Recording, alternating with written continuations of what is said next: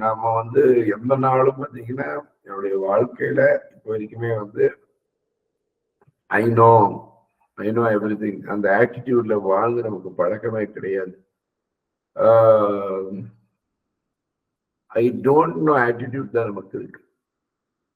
ஏன்னா உங்களுக்கு எடுத்துக்கிட்டீங்கன்னா லைஃப்லயே கூட அறியாமை விஷயத்தை அதிகமா மதிக்கிறோம் அப்படின்னா அறிவுன்னு நினைப்பாங்க நிறைய மக்கள். அறிவு கிடையாது, அறியாமை தான். ஏன்னா இக்னரன்ஸ் சொல்லி சொல்லுவாங்க இங்கிலீஷ் லாங்குவேஜ்ல.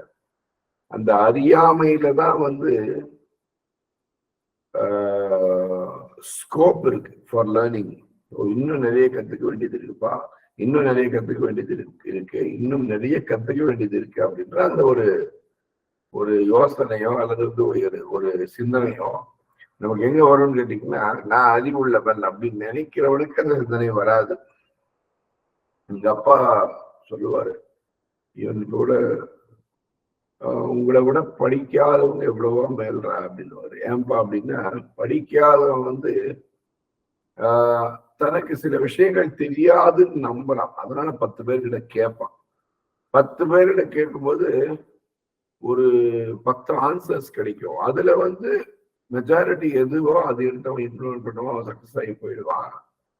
நீங்கெல்லாம் படிச்சவங்க திமிரோட என்ன பண்ணுவீங்கன்னா, நான் தான் கரெக்டுன்னு போவீங்க.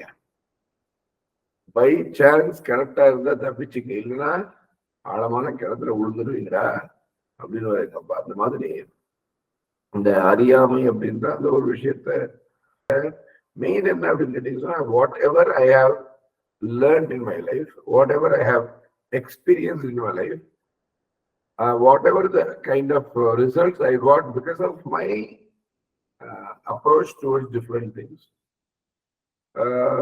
all things I am just sharing.